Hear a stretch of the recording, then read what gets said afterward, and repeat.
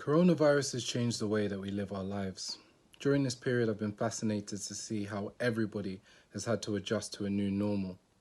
And although this period has been filled with sadness, I've been amazed to see some of the people most opposed to new technology becoming experts in a matter of weeks. We've had to change the way that we communicate. We've had to change the way we socialize. We've had to change the way we do business. We've had to change the way we do church.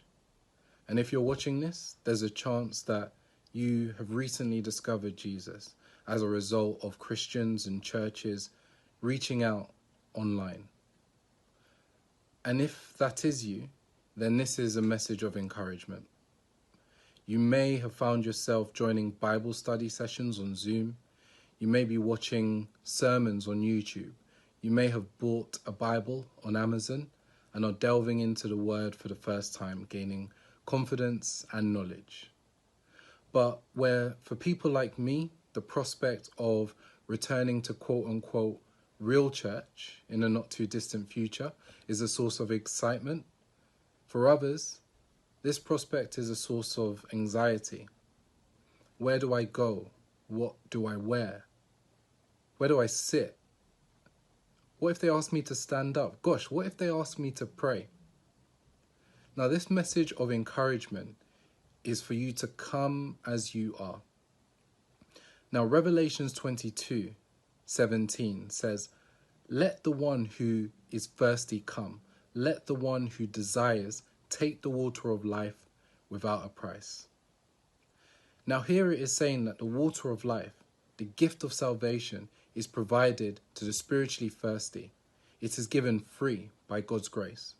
The purpose of church is to help you navigate life as a Christian, and that means supporting you without judgment or unnecessary rules. Bishop T.D. Jakes once said, if Jesus came down to earth, we'd have to teach him about how to do church. Now, the fact that we have an omnipresent God aside, I like that point because it highlights the fact that Christians have their own culture. And like any culture, we have our own language and our own traditions. We'd have to explain ushers. We'd have to explain tithing. We'd have to explain how to fill out the envelope, the offering envelope. We'd have to explain small groups. We'd have to explain how to appropriately respond when somebody says, God is good.